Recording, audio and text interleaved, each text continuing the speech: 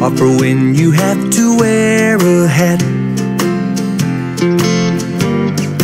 Dads are for being. Magandang araw po sa lahat ng ating mga estudyante sa ating klase sa Manage Life Academy. Are for talking to. Ang inyo pong narinig is Hearts Are For. That you can't tell anyone. But anyway, Are for hearing your. in a few minutes we will be discussing the aspect of health. Legs. I will be sharing with you about our week 11. And hearts are for when you. About health, focusing on nutrition.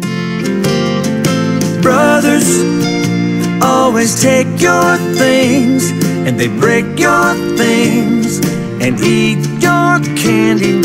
And sisters always tell on you and they cry a lot when they got no reason to. Feet are for putting your shoes on and hair is for looking nice in school. Hands are for folding when your book is done. And hearts are for when you want to love someone. This program is brought to you by Manage Life and Associates. For one-on-one coaching, contact 078-796-0569 078-796-0569. Visit us at www.managelife.com www.managelife.com.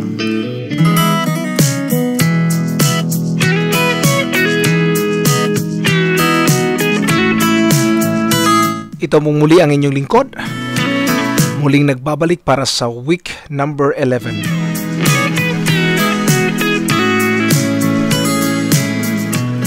Prinsipyo po nating ibabahagi ngayon. It's about health, nutrition. At bayaan nyo lang ako kung halimbawa medyo may background ako music. Gusto ko lang pong maging maganda naman yung ating pakikinig, no? Maganda kasi kung may background sa likod. So let's start with our discussion today on our week 11. First 3 point na una nating tandaan. This is a great time to embrace change, opportunity, and hopefulness. This is the time that we will be filled with hope. So, if you are like me, like other people, like Kyle, and your ambition is to get caught up on the past, and second, to handle the present, and third is to launch into the future, then this is the best time to do that. So what is get caught up on the past? Meron ka mga failures in the past? Then this is the time to make every effort na lutasin yun. And another is to handle the present. Today, we will be facing some struggles in life. But remember, we have to face them anyway. And third, or lastly, is we have to understand, we have to launch into the future. There's a good future ahead of us. Therefore, we have to make ourselves prepare for that. How deep is your love? I really need to learn. But on the other hand, kung hindi pa kayo naka-engage on the above process that I mentioned a while ago, then this is what you have to do. 3 items, 3 things that you have to do. Cleaning up the past, which releases additional time and energy. Second, doing the daily activities. This prevents less cleanups of item. And letter C, or number 3, is engaging in your future. So this is where the biggest prize is. Only 3 to 5% are able to make the future investment of time and planning in the midst of doing their very necessary daily activities. So you have to take an action today. You have to make sure that you will extend every effort in order for you to become healthy, wealthy, and happy. Is your love, how deep is your love? I really need. How Deep Is Your Love? Sung by Colin Ray. Living in a world of fools. Binabahagi ko po ngayon dito ang aking mga paboritong mga country song. Paboritong singer, sabihin na natin si Colin Ray. But anyway, let's continue with our third pillar of success, which is health. And we are now on part 2 sa ating week 11, emotional health. Last week, we discussed about spiritual health. And today, we'll be discussing about emotional health, which speaks about the mind, the will, and emotions. Breaking us down when they all should let us. Next week naman ay pag-uusapan natin ang physical health, which is nutrition. And the fourth week will be physical health, which is exercises. So we will be discussing them shway-shway. Padahan-dahan lang mga kaibigan, no? Hey baby doll, hey sweet potato, I love you now and I love you later. I'm gonna love you for your whole life through. Pag sinabi po nating emotional health, ang issue po dito ay intangible. Itong bagay na hindi natin nakikita. Physical body, nakikita natin yan, no? Nakikita natin yung physical body. Pag sinabi mong mind, emotion, hindi ito nakikita, intangible ito. So, ang soul po natin, mayroong 3 main areas. Ito po yung tinatawag na mind, which is composed of our intellect, the will, and emotion. Itong tatlo ay unique sa bawat isa, no?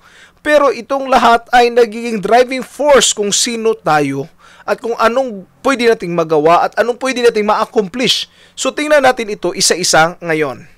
Forever, I'm gonna love you. You make me feel light as a feather.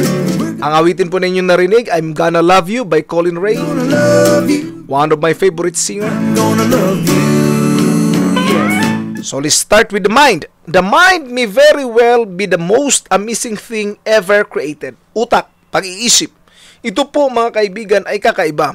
Kasi every invention or human creation started as a single thought in someone's brain. It started in the mind. And remember this, when we were created, nung tayo nilikha, yung pag-iisip po natin ay blanco po yan, no? Walang kalaman-laman. Ngayon, itong bagong bata, may mga magulang dito na tumutulong sa kanila upang ma-develop ito. So, parents are primarily responsible for the development during the first year of the life of the child. For getting us going in the right direction and encouraging us to learn and to love learning. And our parents, they are the ones that really helping us to learn. Pero kung ang mga magulang ay hindi talaga concerned sa learning, so what will happen? Ang mangyayari po, ang bata ay lalaki na hindi sapat ang kanyang kaalaman. So, parents are responsible on the first year of the child, first 5 years to be exact. Even though, or eventually, we are responsible for ourselves and our own learning when we grow up. Nung maliit pa tayo, we are under the parents. It's the responsibility of the parents. But now, it is our responsibility as adult and responsible individual na tayo na mismo ngayon ang magiging responsable dito sa learning natin. What could you do? What skills would you develop? What unique philosophies would you adopt if you were one of a few who develop an appetite for always trying to find good ideas? Then you have to develop, as of now, you have to look for any skills that you can develop and find any ways that what you can do or develop philosophies that you think pwede mong ma-acquire nang sa ganon ikaw naman ay magiging matured, no, matututo at magkakaroon ng kaalaman patungkol po dito. So, sabi nga ni Jim Rohn, civilization is the intelligent management of human emotions. So, with regards to our emotions, with regards to our emotional health, no, itong tinatawag nating mind, will, and emotions, we have to understand na kailangan natin na i-exercise ito.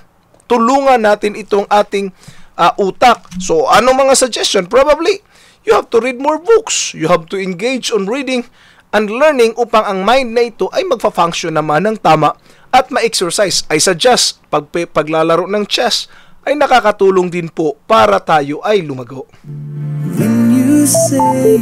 Oz AV.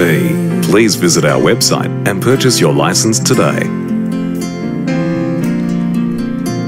A prayer can be thank you. Now let's proceed to this second point. The will. Ano yung will? We talk about willpower and yet many can't even explain or define it. We called our President Rodrigo Duterte as a person having a political will. What is really will?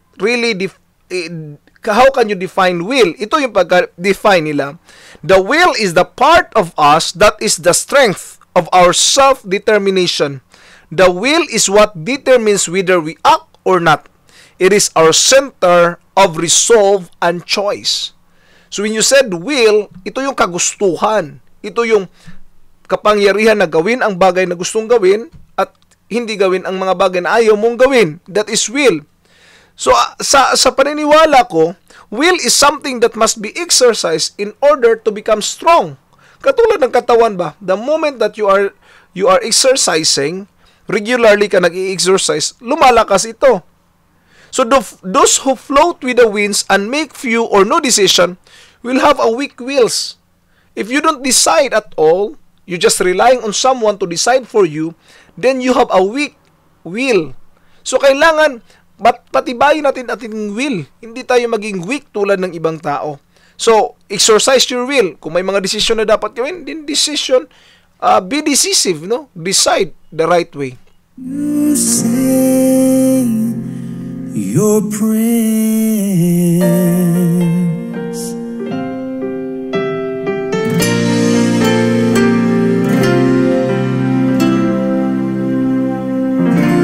Now I lay me down to sleep.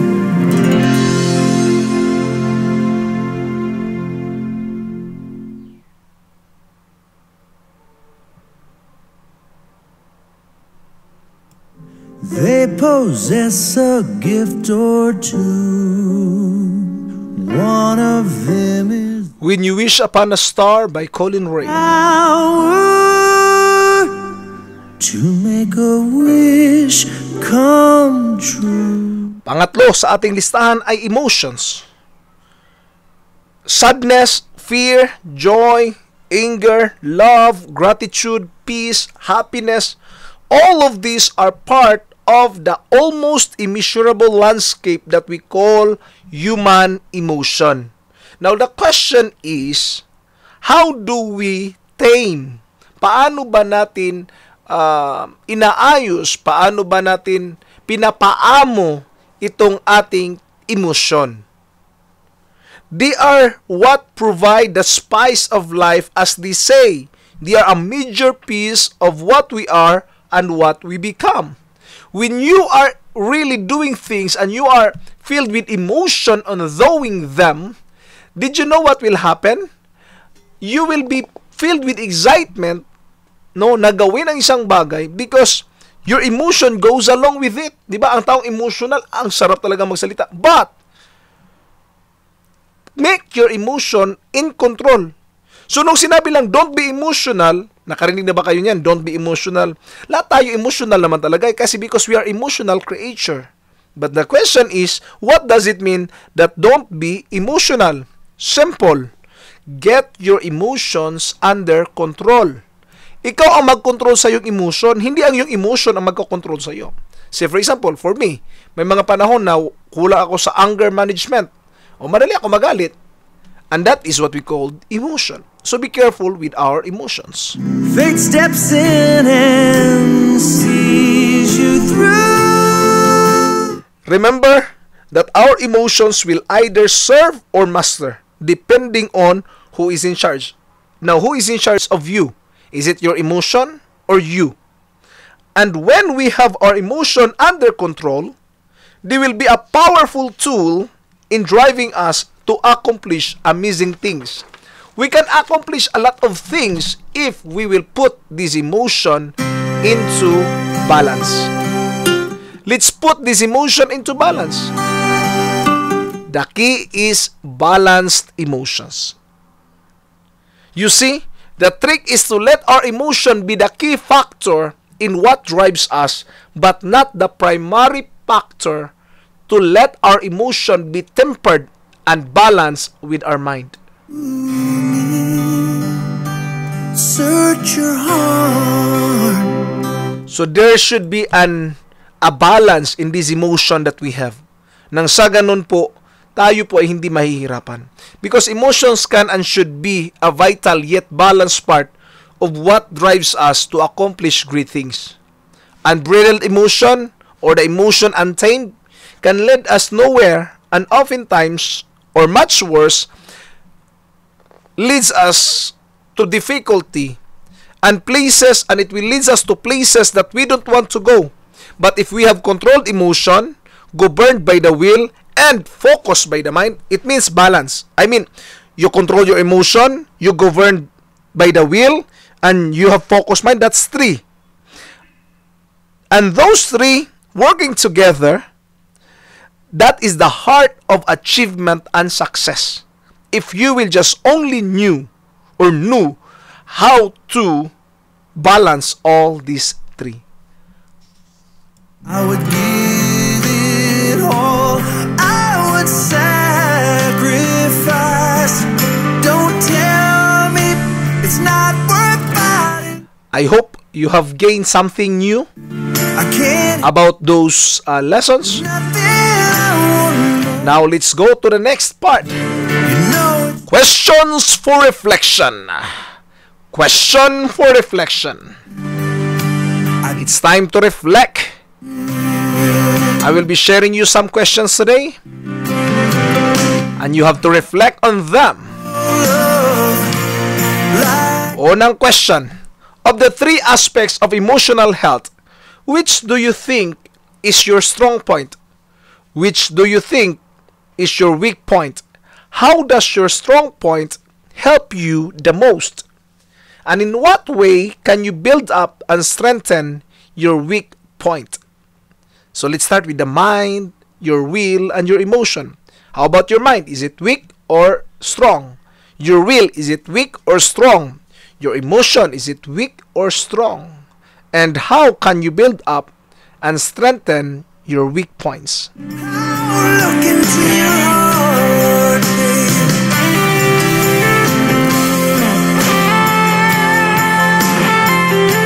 Questions for reflection. Another question in regard to your intellectual health or your mind. How would you rate yourself on a scale of 1 to 10? Even more important, are you growing intellectually? Do you have a plan for expanding growth in your mind through reading and learning? That's a question. Again, in regard to your intellectual health, how would you rate yourself on scale 1 to 10? Even more important, are you growing intellectually?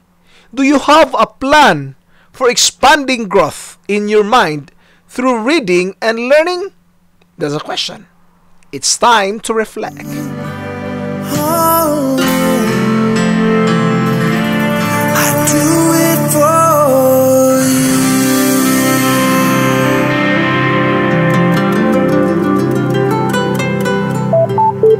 Odds AV. you. Are listening as I lay me down to sleep.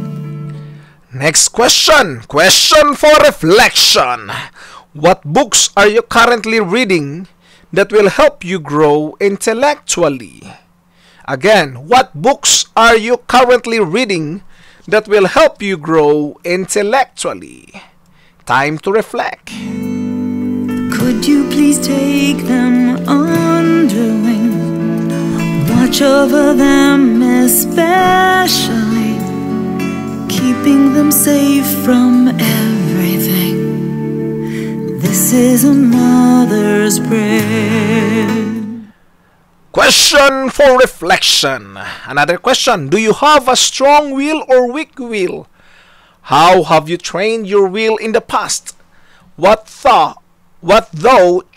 tough choices have you made? And how have they made you stronger? Again, do you have strong will or weak will? How have you trained your will in the past? What tough choices have you made, and how have they made you stronger? It's time for reflection. Words I need to say, use me to guide them day by day. This is a father's prayer. Question for reflection. Another question. In what areas of your life do you have an easy time exerting your will? And in what areas do you have a hard time? Again, in what areas of your life do you have an easy time exerting your will? And in what areas do you have a hard time exerting your will? Time to reflect. As we all face the unknown, could you return us to your garden where no one's hurt and no one's... Questions for reflections. How are you or are your emotions? Is your tendency to be emotional or to squelch your emotion? In the past, what ways have your emotion gotten the best of you and caused you to do or say something you later wished you hadn't? Again, how are your emotions? Is your tendency to be too emotional or to squelch your emotions? In the past, what ways have your emotion gotten the best of you and caused you to do or to say something you later wished you hadn't? Time to reflect.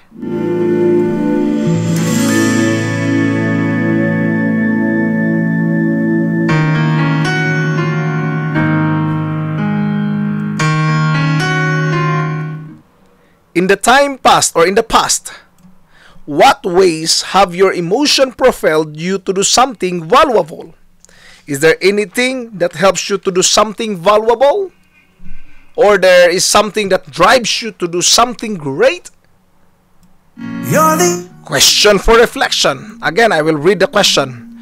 In the past, in what ways have your emotion propelled you to do something valuable? I will give you an example. The compassion of Mother Teresa drove her to dedicate her life to caring for the poor of Calcutta.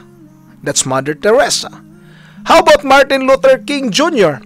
The passion of Martin Luther King Jr. drove him to be a beacon of hope and awareness and to help usher in the civil rights movement in America in the 1960s. It only tells us that if you are really passionate, if your emotion is well-driven, you can do something great. My question is, what ways have your emotions propelled to do something valuable? Well, there's just an empty space, and you coming back to me is against the odds, and that's why. Tapos na po tayo sa question for reflections.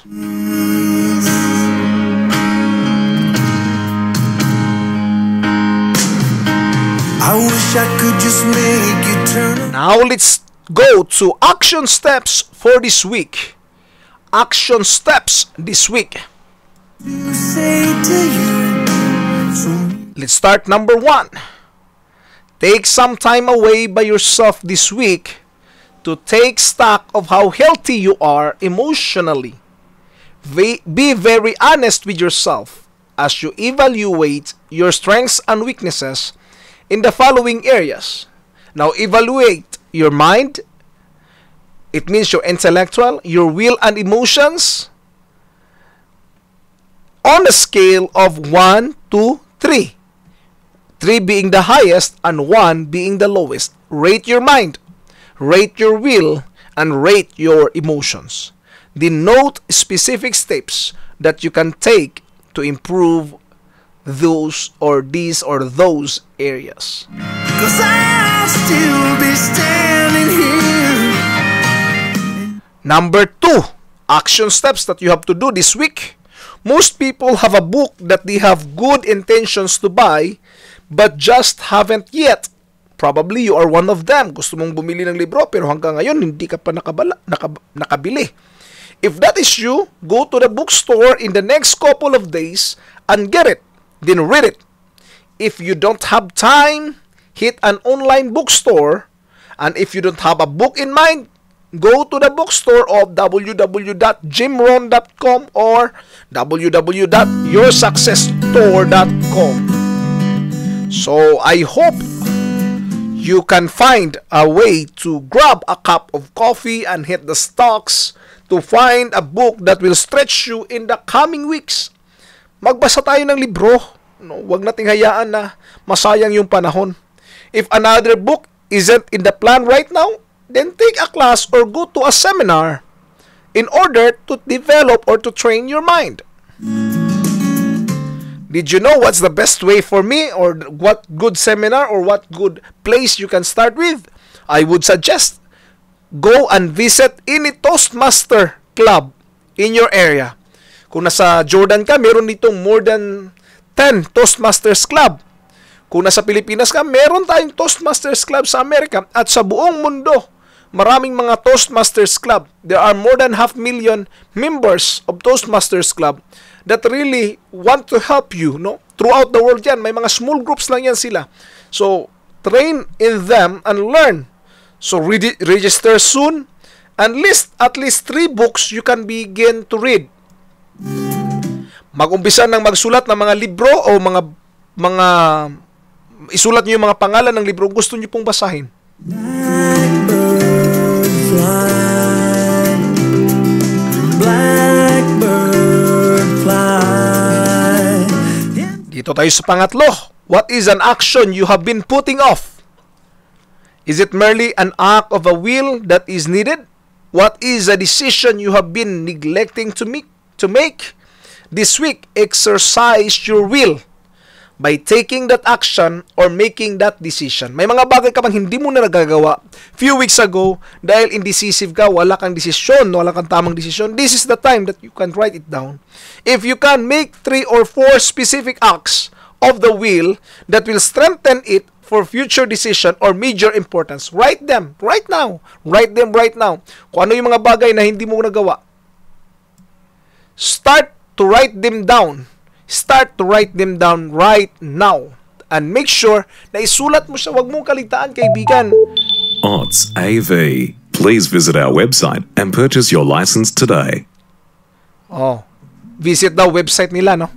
OTS AV. I'm using a trial version of OTS AV DG. So, I hope I can purchase this web, but I am still trying to use them as of now, no?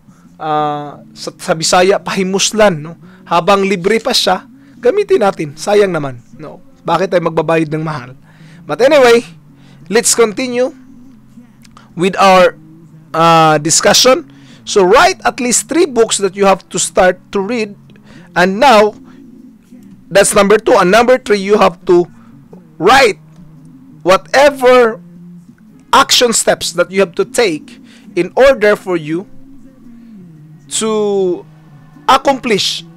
Okay, medyo malakas pala yung audio ko. Anyway, to accomplish or to do things that are necessary for you to do in order that your will be practiced. Sana ma-practice yung will natin, no? Say goodnight. Ain't nothing Punta tayo sa number 4. story. Ang inyo pong narinig ay A Cool Cut by Colin Ray. Maganda sana yan, no? Pero babaan ko na lang yung audio. Kasi natatakpan ang aking boses. Number 4. As you take time to look at your emotions, especially answer the question of whether you are too emotional or not too emotional enough. The best place for us to be is in balance with our emotions. So, kailangan balance yung emotion natin, no? So, perhaps it may even be beneficial to visit with a counselor if you have significant issues. Kung meron ka mga issues patungkol sa iyong sarili, then go to a counselor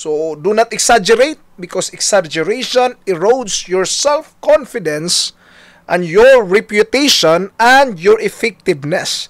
Yun po ang sinabi ni Jim Rohn. Still she keeps searching and praying. Sinabi rin po sa atin na magamit tayo ng mga quotes. Manghiram, no? Let your thoughts and wisdom add to your presentation. So, manghiram kung may magagandang quotation. Beautiful lady, and all that she wants is what. Another point na binanggit niya is, be a straight talker till it is, or till it like it is. Yun yung pagkasabi niya. At isang point din na binanggit niya, sabi niya, use the word let's go, do it. So, let us. The word is let us. Because there's power in unity. Whoa, there's something that's meant to be. Binanggit din doon sa CD last week, no, na you can change anything starting today. Starting today, you can change anything. That's a wonderful thought to reflect on. Beautiful lady, and all that she wants is what. With regards to those people na gumagamit naman ng affirmation, ito sinabi niya, affirmation without discipline is the beginning of delusion. Mga taong walang disiplina, kahit meron ka pang affirmation, you are just beginning the delusion. And see her the way her daddy does. Pagdating naman sa peer pressure, mayroon din silang magandang ginamit dito, no? Ang peer pressure na sinabi niya dito na lahat naman daw, no? You face it all your life. Even adults face peer pressure, kaya huwag mamroblema. Ito po yung pinag-usapan nila during the teenage session, no? Do my everlasting love.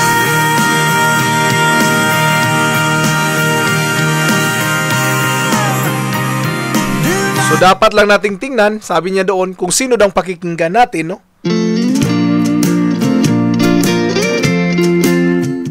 We have to know kung sino yung mga taong pakikinggan natin with regards doon sa mga pressure. Alam mo, may sinasabi sa hindi maganda, sino ba dapat ang pakikinggan natin? Sinabi niya, always be careful about who influences you. And hearts are for when you wanna love someone. Kasi may mga taong nakaka-impluensya sa atin. Are for hugging. Influence can be subtle, sabi niya pa. Are for putting up with. Look for positive association. Are just At kung ang mga association mo naman ay hindi maganda, sometimes you must disassociate. not to wear a hat. Dance Kundi kaya, you will go to limited association. Huwag ka na makipag-usap. Limitado ang oras dapat. and helping. Kundi kaya mag-develop ng mga bagong association. Are for talking to and telling things that you can't tell anyone. Ears are for hearing your father call With regards naman doon sa mga unkind words, when it's dark. meron silang mga mayroon silang mga suggestion dito. You have to run. Sabi nila kasi yung words daw ay nakakasakit talaga. Of course, nakakasugat ng puso yon. But this is the point. All hurts will heal. Always take your Kung ikaw may nasugatan at nasaktan ngayon, things. don't worry, gagaling din yan. And sisters, Kaya huwag magsalita ng masakit sa ibang tao kasi hindi mo alam kung anong influensya nito sa kanila. reason to feet are for putting your shoes on. And hair At marami pa pong diniscuss si Jim Rohn, no? Pakinggan nyo na lang po yung last week natin na diskusyon. holding in your book. Pakinggan nyo na lang po yung video natin or audio natin last week. Want to love someone.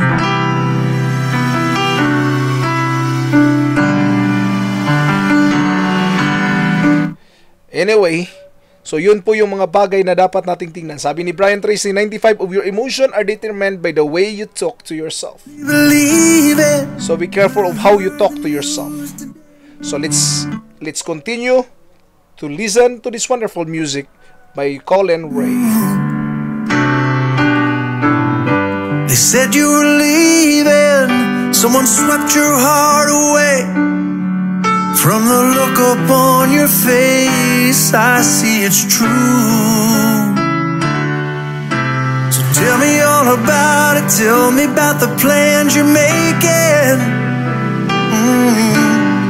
And tell me one more thing before I go. Tell me, how am I supposed to live without you? Now that I've been loving you so long, how am I supposed to live without you? How am I supposed to carry on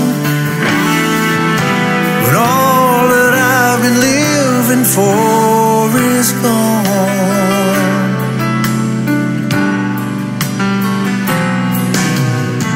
I didn't come here for crying, didn't come here to break down. It's just a dream of mine is coming to an end. And how can I blame you when I build my world around the hope that one day we'd be so much more than friends? And I don't wanna know the price I'm gonna pay for dreaming. No, when even now it's more than I can take. Tell me, how am I supposed to live without you? Now that I've been loving you so long, how am I supposed to live without you? How am I supposed to carry on when all that I've been living for is gone?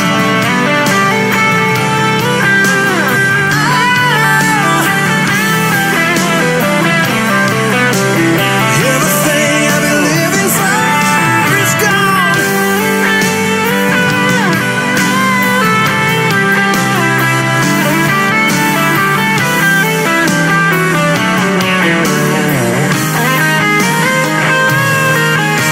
And I don't wanna face the price I'm gonna pay for dreaming. Now that your dream has come true, oh, tell me, how am I supposed to live without you? Now that I've been loving you so long, how am I supposed to live without you? How am I supposed to carry on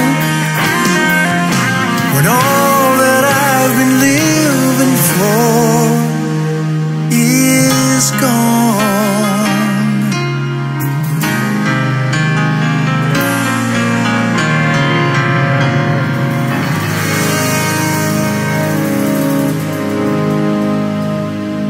This program is brought to you by Managed Life Odds and AV. Associates. Please For visit our seminar website and and purchase your conferences, license contact today. us at 078-796-0569, 078-796-0569, or visit us at www.managedlife.com.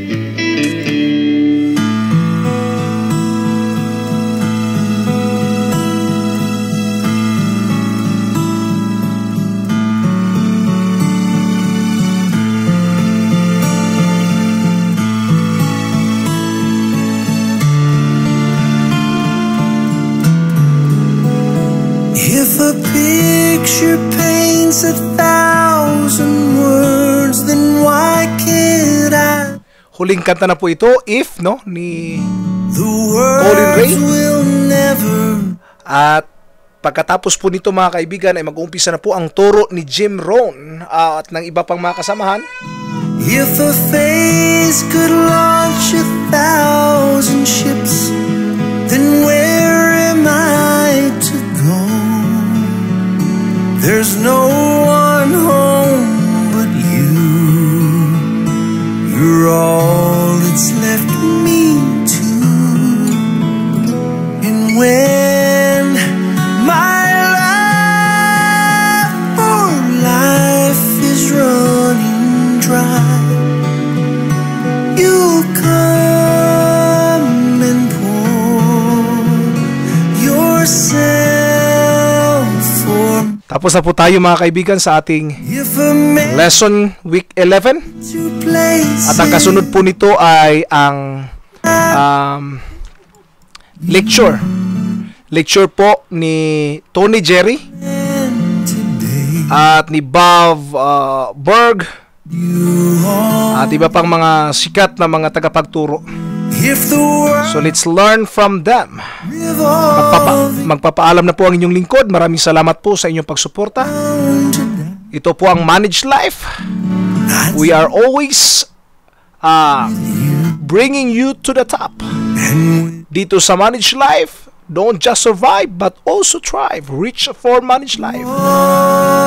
Because our aim is for you to reach the top. Stars would all go out, then you and I would simply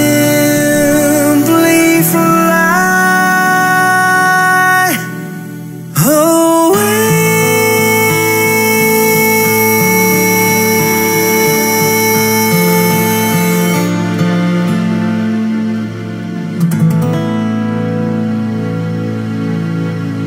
This program is brought to you by Manage Life and Associates. For one-on-one coaching, contact 078-796-0569, 078-796-0569. Visit us at www.managelife.com, www.managelife.com. Odds AV. Morning again. You guys ready to get started? Fantastic. How's the excitement today? Does anybody mind if we give away a little money in here? You guys know I like to give away cash, right? Cash. Let me tell you what. If you make people laugh today, if you get involved, you get some cash. You want some over here? Put a big $100 over here, right? How about this? If you would, put your thinking caps on for a minute this morning. Put your thinking caps on. Would you think for a minute of a cartoon character that's describing how you feel this morning? All right, I know it's going to be a challenge. It's early in the morning. We got to get the thinking caps going. Think of a cartoon character that's describing how you personally feel this morning. It could be an animated character. It could be a comic strip, something you've seen with your children watching on TV, something in the past. One cartoon character. What I'm going to ask you to do, if you don't mind, for me, at the count of 3, I'm going to ask you to stand up and shake the hands of everybody at your table and tell them 2 things. How many things? 2 things. Tell them the cartoon character you chose and why you chose that cartoon character with a smile on your face. You guys ready? Please do it. 1, 2, 3. Stand up. Shake some hands.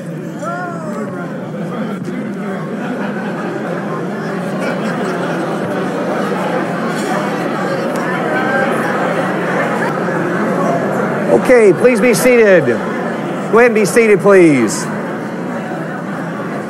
Got a question for you. Do we have any road runners? I'm a road runner. I like to do things fast. You guys ready to go fast today? I've got a lot to cover. I'm going to do my very best to share lots of information. I've written 10 books on the subject of presentation skills. I want to do everything I can to share the very highlights of those top 10 books. Let me ask you, do we have any sleepies this morning? Any sleepies? Got a few of those. Do we have any dopies in here? And here's the big question. Do we have any Tasmanian devils? Any Tasmanian devils? A couple in the back. Great. Well, we welcome all of you. Thanks for getting involved. Did we have a good day yesterday? Yeah. Let me tell you what, we're going to have an even better day today. Let me tell you what, we got an incredible lineup, and I'll tell you about that in the other room. But for today, right here in this session, I want to talk about what I consider the undiscovered secret to success, presentation skill. Most people don't get up in the morning and say, you know what? I need to improve my presentation skills. But I believe life is a series of presentations. And hopefully I can inspire you today on the subject. I know I've talked to many of you and you've said, hey, I do want to have some of the kernels that you have. And some of you may be going, well, I don't know yet. So let's see if we can make it a good hour or at least a good 45 minutes as we get. And I'm going to ask you to answer this question for a minute. How good are your presentations or how good are your presentation skills? That's page number 1. There's a little target. And if you would, please write down a number at the bottom of page number 1. Just quickly write down a number on a scale of 1 to 100, how you would currently rate yourself today in terms of your ability in presentations. Now, presentation can be from holding meetings to how good you are at focusing on your objectives to inspiring your audiences, whether it's a group of 1, 2, 10, 2,000, whatever the group is. Would you write down one number, just in general, of between 1 and 100? Could be 65, 42, 97, whatever the number is. And then would you show 2 neighbors? Please show 2 neighbors real quickly. Put a smile on your face as you're doing that, please. All right, give me some numbers. Who's got some numbers? 80. We got 80. How about 40? Anybody in the 40s? Have your hands up here in the 40s. Hands up here in the 50s, 60s, 70s, 80s, 90s. Who wants to give the seminar? Let me say this. Whatever number you're at, I'm going to do my very best today in just 45 minutes to bump that number by 15 to 20%. How about that? Whatever your number is, I'm going to give you the highlights, the very best of what I've experienced. 12 years I've been studying the subject. You guys ready to do it? Yeah. Let's talk about presentations in general as we get warmed up. Next question. How many presentations do you make in a given day? Please write that number down. How many presentations do you give in a given day? On average, how many presentations do you give? 1, 2, 3, 5, whatever number it is. What kind of numbers you got? Got 5, 2, 7, 1. How about this? Look at the next slide. Check this one out. Would you really think about it? Think about it. Common types of presentations, whether it's 1, 3, 5, 10, 200, 2,000. Sometimes our presentations are sales presentations. How many of you give some kind of sales presentation? Right? Okay, we got sales presentations. How many of you hold some kind of meetings occasionally? Those are presentations, right? Sometimes we train people. Would you agree with that? How many of you train people? And then if you go on the personal side, we got telephone calls to your spouse, your kids, your boss. Now, how many presentations do you make in a given day? Please write that number down. Do we all make a lot of presentations? Life is a series of presentations. Today, I'm going to share with you the concepts that will link to all of that. Primarily, though, we're going to work at a number of 10, if that's all right. We're going to make the assumption that we're making a presentation to 10. Some will apply in presentations on a one-on-one basis. Some will go and apply to a presentation if you're making to 100, 500, 5,000, okay? So we're going to use the number 10 if that's all right, just as an overall. That would include meetings or types of small presentations. Okay, here's our purpose today. We got 3 objectives to cover in 45 minutes. If you want to jot these down in shorthand, if you've got a small hand, you can do that. To learn how to more effectively manage presentations to accelerate your success. Again, a lot of people, when they look at accelerating their success, in my opinion, they don't look at the subject of presentation skill like perhaps they should. Hopefully today, I'm going to encourage you to look at that skill and inspire you to walk away thinking of that skill differently. The second objective is to discover how presentation skill can impact the results and the success in life that you have. And the third objective that we have, if you want to jot this down, is to learn tips on how to gain 100% buy-in. Would you agree that most of the time when we give some kind of presentation, whether it's on the phone, whether it's in a group, whether it's one-on-one, we want people to buy into our message? Everybody agree with that? Sometimes it's about an attitude, a concept, a process, a product, a service. We want some kind of buy-in. So for those of you in the back, let me just repeat that number 3 is to learn tips to gain 100% buy-in. If you just want to put that first part there, that will sum up the purpose of our talk together today. As we look at our agenda, basically we're going to go through 5 areas. We're in the introduction phase. In just a moment, we're going to move into a little quiz, kind of really get our thinking going. Those of you that are just coming in for breakfast, please feel welcome and come in. We're using the note taker that's on your table. If you want to jot this down in the middle, page 3, we'll do the bombed and the best, a little activity, get us involved. One of the things that I like to do is to teach people how to get involvement. I believe today lecture is out. People don't want to be preached to. Do you agree? People like to have a little involvement. They like to be writing. They like to be. So I'm going to talk about some techniques today in that area. 7 foundational secrets. I believe most of the people in the room got a copy of this book, Inspiring the Audience. 4,000 ideas in this book. Over 60 people helped me write it. I spent about $50,000 in the investment of putting this together. There's all kinds of neat ideas.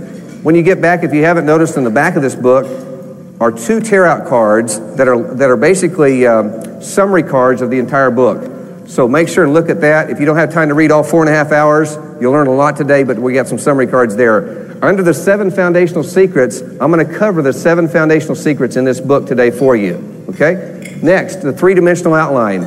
Most people need to prepare a little bit more effectively.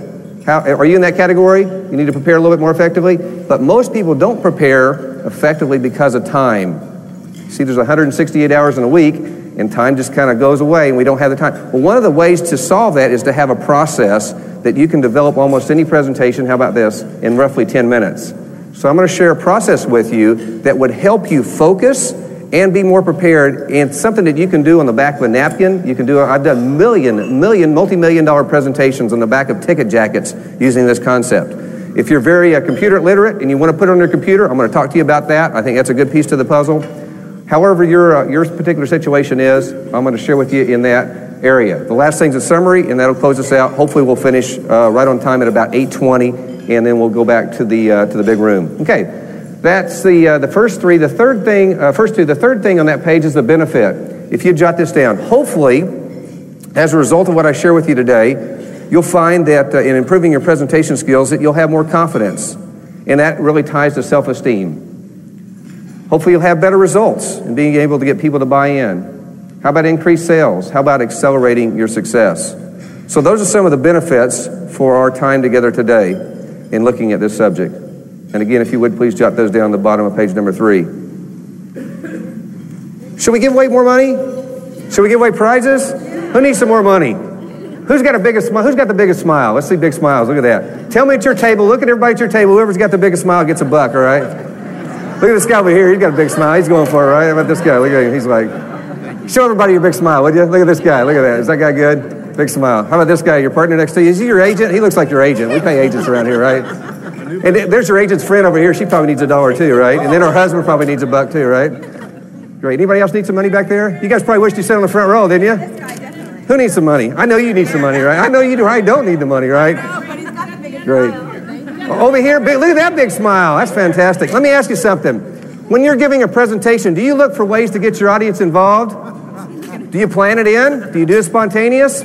Let me just share with you, my concept is this, that what I'm going to share with you today is one, and I want to say this up front, is I don't have all the answers. But let me make this point. What I share with you today is going to be tips, techniques, and processes. All the things I share today may not fit for everybody in here. Please just take the kernels of wisdom that I share with you that are good for you and think about, does it fit for your personality? Everybody has different personalities. I believe that when you're giving a presentation, being yourself is extremely important. So again, I please repeat, and so that you understand what my philosophy says. I'm going to share with you ideas. Pick the ones that are good for you, that can help you in your situation. All right, page number 6. Let's go right into the quiz. Thinking caps on, 6 minutes. Go quickly, 20 questions individually. Would you please answer the quiz the best you can, multiple choice. 6 minutes, go for it.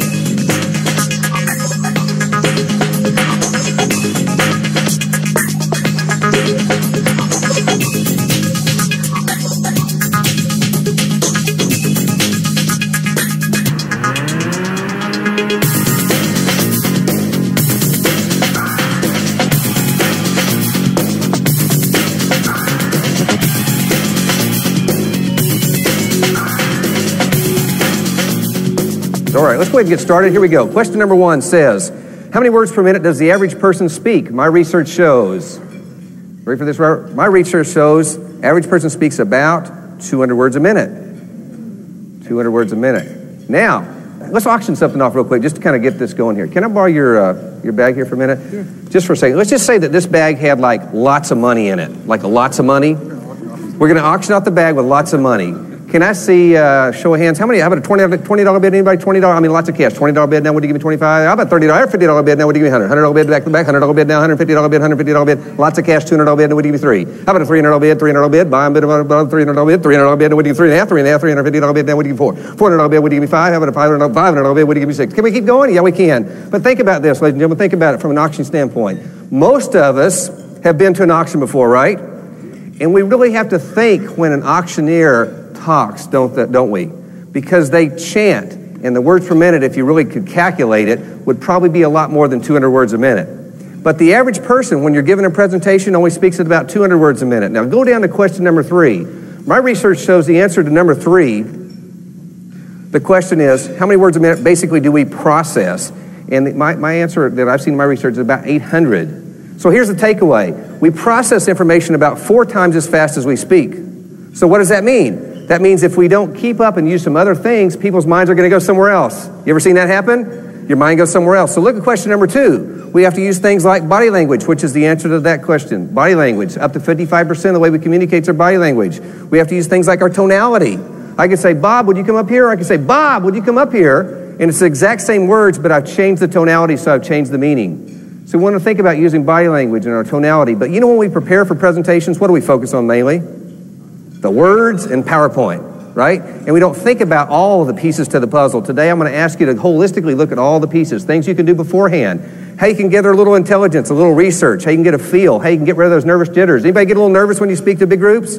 How do you get those eyeballs off you for a minute, getting people involved so you can own the environment? We're going to talk about that. Let's go to question number 4. Here we go. What is the length of the average adult attention span? My research shows every 5 to 7 minutes. What does that mean? That means when we're giving a 30-minute presentation that we vary our presentation. Check this out. Go over to the inside back cover if you would. Inside back cover of your note taker. You're going to notice that on item number 5, there's a how section. Basically some of the ways that we can vary the way we give our presentations. I'm going to give you several different items that are going to connect to that list that you might want to add. But we want to be thinking about how we present. And that's going to fall into our 3D outline concept as well. Okay, back over to page number 6. Okay, question number 5 talks about a concept that I call verbal surveying. A lot of times people will not meet expectations because they don't have a connection with the audience. I recommend, if you can, to verbal survey the audience and ask them, how's the level of detail? Do I need to speed up or slow down? And then make adjustments. So when you get to the end, you don't go, wow, I wonder how I did. You've already made adjustments. So roughly a third of the way in, you get a verbal survey. You just simply ask the room, how's the room temperature in here this morning? Is it better this morning? So you check the environment, you check everything, and you get that feedback and you make adjustments. So you act as a host and connect to the audience. I think people appreciate that. Again, not all of the things I talk about apply in every situation, but please take them in and use the ones that would apply for you in your situations. Let's go to question number 6. What is first in determining the objectives of a presentation? Determining the, if you put A, B, or D, count it right, it can be the determining the actions, or it could be defining who the audience is, or it could be both. And we'll talk about that just briefly. Let's go to the next one, which is number, I'm going to speed that up, if that's all right, so from a pace standpoint. I'm going to keep rolling. Someone read, would you read that one? Number 7. The method used to get input and feedback from a specific audience member is called. How about targeted polling? Sometimes we can go up to an individual and we can poll them individually at a break, beforehand, afterwards, and get information from an individual. We give people one-on-one contact. Sometimes we can win people over doing that. We have a group of 10 people we're talking to. We don't have to win them all over just in our talk. We can target poll them and make an individual connection. Have you thought about that? I know some of you have done that probably unconsciously. It's a very valuable technique. What's the next one? Number 8. Bob, would you read that one for us? Which of the following are part of the 4 levels of learning? How about that? How many of you guessed on that one? Can I see a show of hands? Okay. How many of you guessed D? That was a good guess. We're going to talk about that in just a moment. It's a model I've written about in a couple of my books. It's not my model, but it's a great model on learning, and we'll talk about that in a few minutes. Number 9 is the first one on nervousness. Someone read it out loud. Anybody, number 9? Please, real loud. What's the major cause of nervousness in general? Major cause of nervousness is, anybody, what's the answer? Fear of the unknown. The more we can take unknowns to the known, the more confident we're going to be. If we don't know how our audience is going to react, call a couple of them up and ask them, right? If you're talking to 40 people, ask them. Maybe ask someone that knows your audience. Get feedback. If you don't know what the room's going to look like, call ahead. Every piece of information that you can take from an unknown to the known, the more confident you're going to be. Do you agree with that one? Pretty simple deal, right? A lot of times we don't take the effort up front to take those unknowns to the knowns. Number 10, who'd read that one real quick? Anybody out loud? Number 10, right here. What is one of the best ways to build rapport with an audience? Best ways to build rapport with an audience. We say, hi, my name is Tony. What's your name? Carlos. Carlos, good to meet you. Where are you from, Carlos? Venezuela. Venezuela, great. What kind of business are you in, Carlos? Drugs. No kidding. Carlos is going for the money, aren't you, Carlos? Thank you so very much. Carlos, if you would play with me a little bit more. Carlos, are you married? Yes. Great, so am I. Do you have any kids, Carlos? Yes. Great, so do I. How many kids do you have, Carlos? What's it to you? 2 kids, that's great, Carlos. You're doing better now, Carlos. That's great. Let's give Carlos a hand for volunteering. And a gift. Good sense guide to happiness. How about that? Excellent, thank you. One of the things that I found in all the countries, and I've worked on about 5 different continents, I've found is anywhere you go, when you meet people, what you do is you go through an unconscious series of asking questions about things that you might have in common. And the more things you have in common, the more rapport you have. Would you agree with that? We all do it, don't we? How do you take that to the presentation? If you have something in common with someone that you're speaking to, or a group you're speaking to, see if you can leverage that. Sometimes through someone as a host introduction, where someone introduces you with that information, or you yourself. So think about that, host introductions and leveraging rapport. Number 11, the answer I believe is it preparation? Yep. And would you link the dots? Draw a little line between 11 and 9, and link the dots. The more prepared we are, the more we've taken the unknowns to the known. Number 12, who'd read that one? Which of the following is an effective way to establish credibility and gain 100% audience buy-in? Would you go for D on that one? Yeah. Being yourself's important, and trust transference is a technique I talk about in the Inspire book, and I'm going to talk about it here this morning as well. The next question, number 13. Let's go quickly. Who'd read that one for us? Yes, ma'am. Number 13, real loud. What are the 4-column headings of a basic 3D outline? If you put A or D, count it right. The only difference is the when and the time, and we're going to cover that in a few minutes. Number 15, who's got that one? 14, I meant. That's what I meant to say. 14, please. Would you go ahead, Carlos? Number 14. The concept of gets and keeps audience involved, attentive, and happy. Well, money certainly works, but the best answer we're going to talk about is business entertainment. Do you guys think humor is important? Do you think people listen when you have humor? Do you think people are more tentative? Absolutely. But guess what? Most people don't tell good jokes, do they? So how do you bring business entertainment value into your presentations? I'm going to share a few concepts today with you on that. Number 15, who's got that one? Let's go quickly. During a presentation, what are the best ways to reduce nervousness? And the answer would be get the audience involved. Now check this one out. Most people don't get the audience involved until way into the presentation. How many seconds this morning did it take me to get you involved before I started? How many seconds? Less than a minute, right? Less than a minute. I encourage you to get the audience involved more, to get eyeballs off of you, to get people linked to you, right? And then you start owning the environment. Simple thing, even if it's in a meeting room. You guys writing this down on page number 5? I want to see some writing down. Surely something I'm saying is worth writing down, right? How about that? Write this down. If it's good for you, please write it down. Let's go to number 16. Who's got that one real quick? Audience closure or not? I would say B or D is a good answer. There's one on expectations and one on summarizing. Let's go to 17. Who would take that one?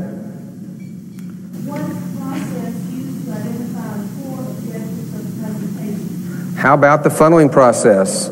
And we talk about that. We're going to talk about it today briefly, and we talk about it in the Inspire book. There's a whole page on it, one little diagram. Number 18. Are we 18? And I believe it's sitting in the audience's seats. Is that the right answer? It sure is. And how many seconds does it take to sit in the audience's seats? Not very many, does it? And it sure gives you a feel of what it's like to be sitting in the audience. I encourage you to think about doing that. Number 19, the answer is my opinion, which is 3 or 4 objectives. And I know we could argue having 1 or 2 primary objectives. You could have a big event with more than 1 objective. You can cascade objectives. But 3 or 4, I think, is a general good number. And then number 20 is my personal business philosophy, which is to give value, do more than is expected. And how that applies to presentation skill is if you know the expectations of the audience, the chance of you meeting and exceeding them are a lot greater. So take the time to learn that. If you would, please add up the number of correct answers. Multiply that number times 20. Write the number at the top of your page. That'll give you the percentile, obviously. And once you've done that, please show it to a neighbor. Matter of fact, show 2 neighbors.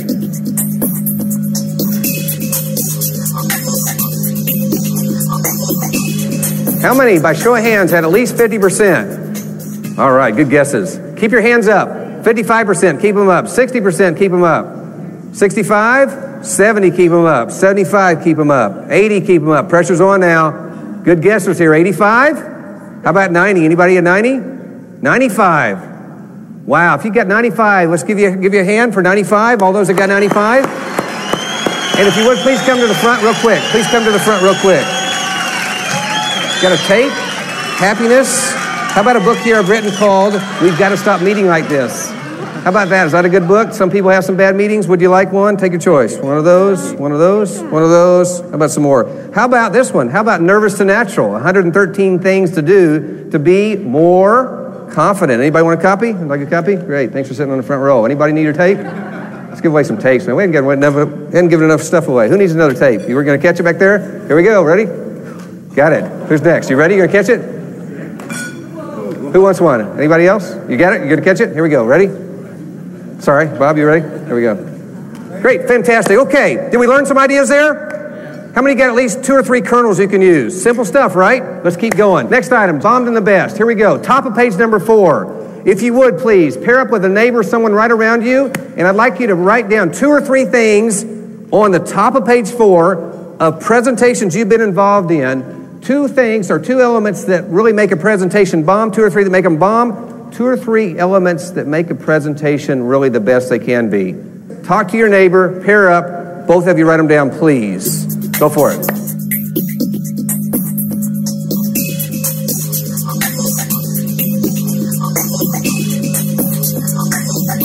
Okay.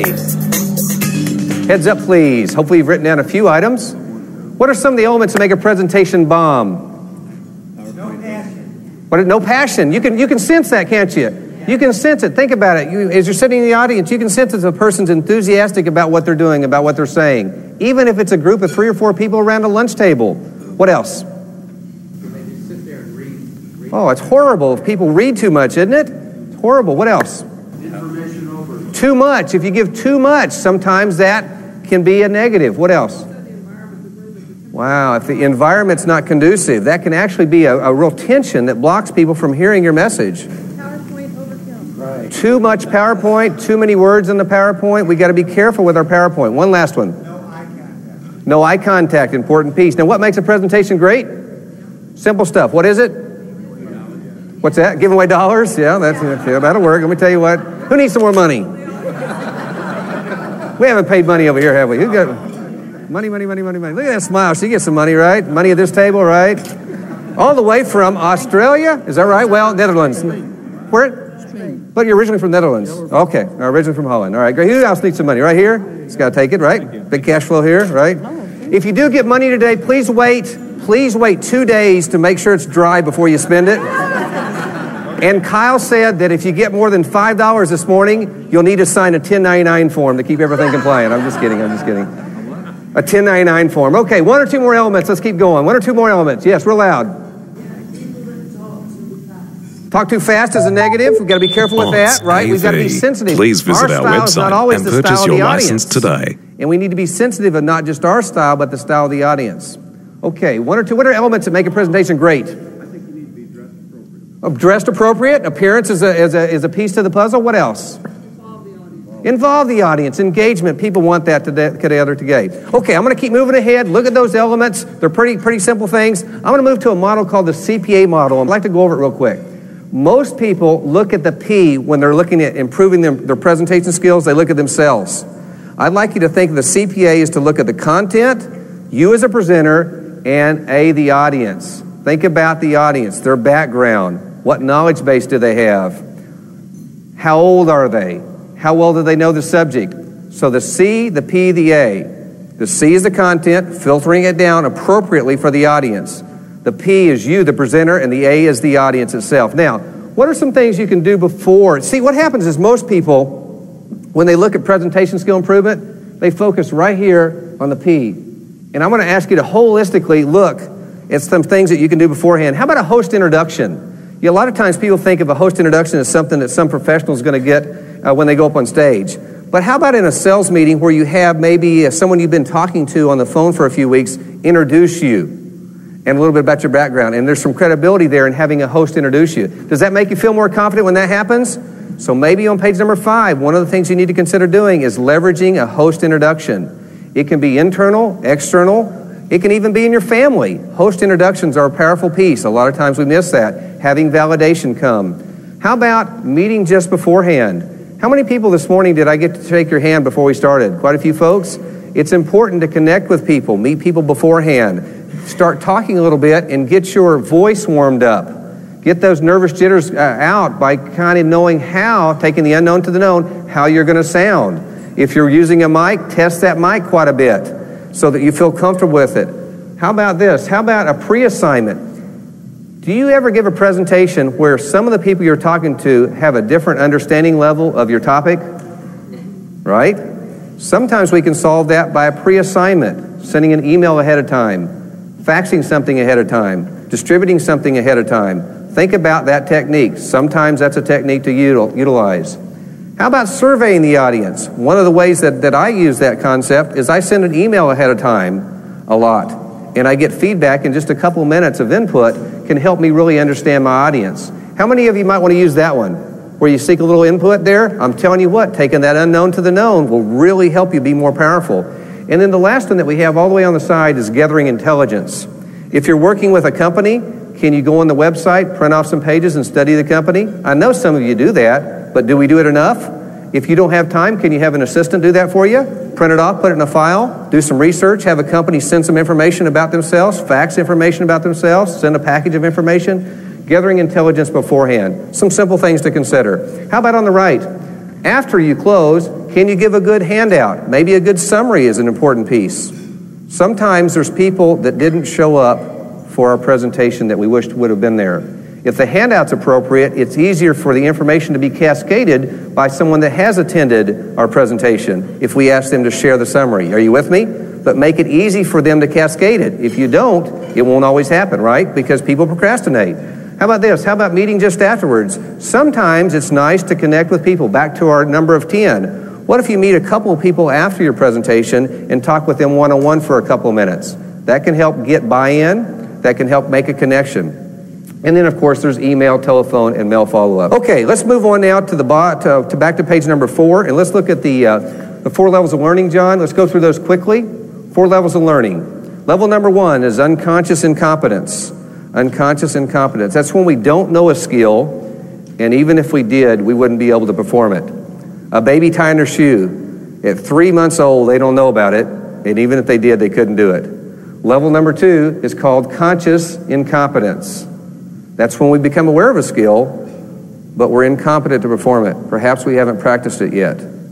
Level number 3 is conscious competence, where we actually have to think about consciously what we're doing to perform the skill. And that's a good level. But level 4 is perhaps the best level, and that's unconscious competence. That's where we have the skill set that we can automatically react and be able to perform the skill.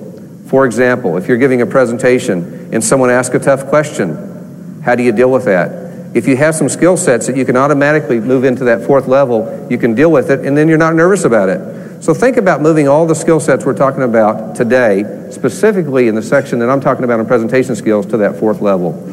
Okay, let's move on down the list. 7 foundational secrets.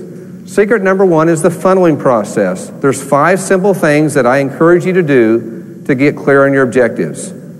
If you'd like, you can draw a funnel or you can write it out in the blanks. This is also in your book. Number 1 is determine the actions you want your audience to take. What do you want them to do? A lot of times we forget to do that. We kind of get fuzzy. Number 2, who's the audience? What's their background? What's their experience? Are they happy to be there? Sometimes you speak to people that aren't happy to be here, right? Sometimes we talk to people that are vacationers. They're just like, I'm here. Anybody vacationer this morning? You're just like, I'm here this morning, right?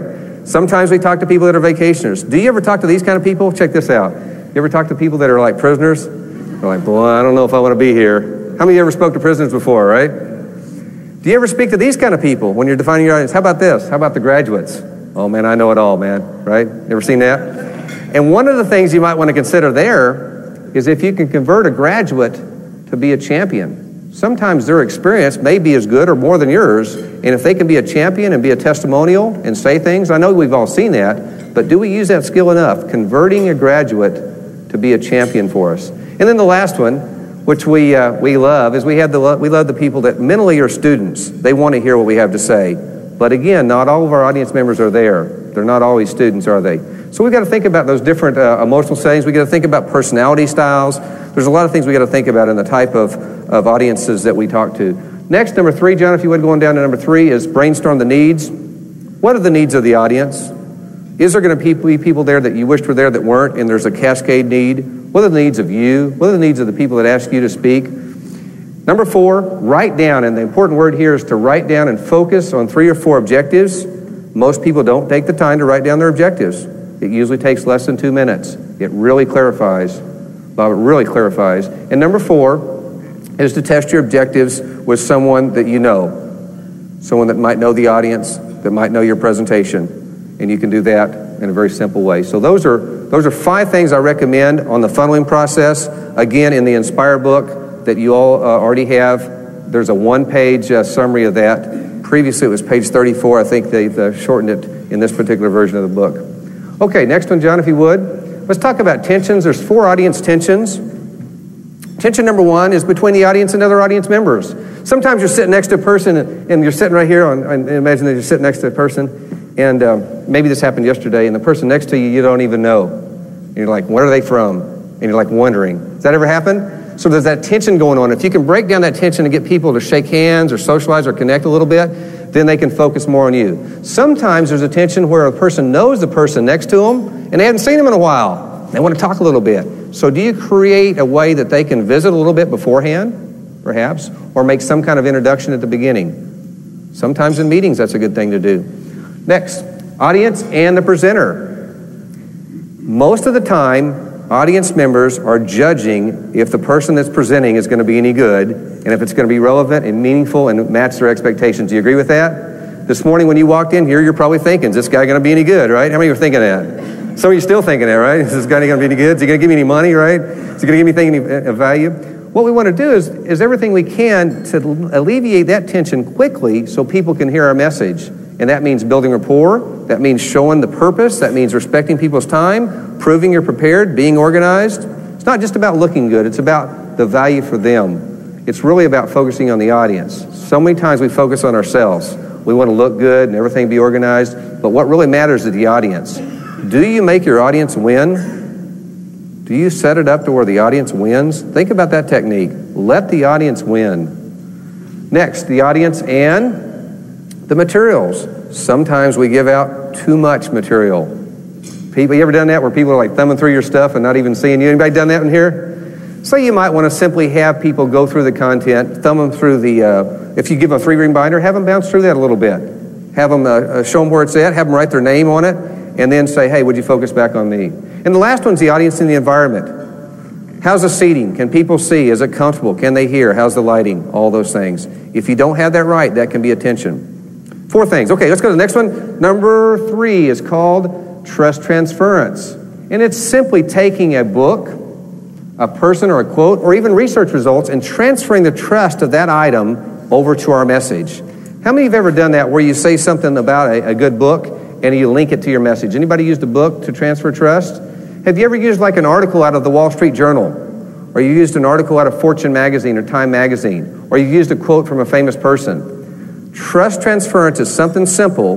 We don't always know what we're doing when we use it, but I would encourage us to think about that simple concept when we're wanting to get buy-in. Number 4, John, is business entertainment. And here's a few things you might think about for some of your presentations to bring humor into your presentations. Props, interesting games. How about on the bottom over there, the quiz? Today, how many of you thought the quiz was an interesting way to get into the content? A little bit different? Sometimes you may have a content or some kind of content that you present over and over and over. And maybe you want to create a quiz. I've done that for Ford, for Sam's. I coach some of the very top executives, and we create different ways of getting involvement. How about a trivia quiz with some trivia questions? That's a simple thing to get involvement. Skits, little music, activities, role plays, trinkets. I've had presidents of multi-billion-dollar companies doing skits on front of the room. How about that? Check that out. We don't want to tell that story, do we? Okay. All right. Number 5, secret number 5. Actually, 5 and 6 come together, and let me just quickly go over that. Verbal surveying is when we simply survey the audience and get feedback and make adjustments accordingly.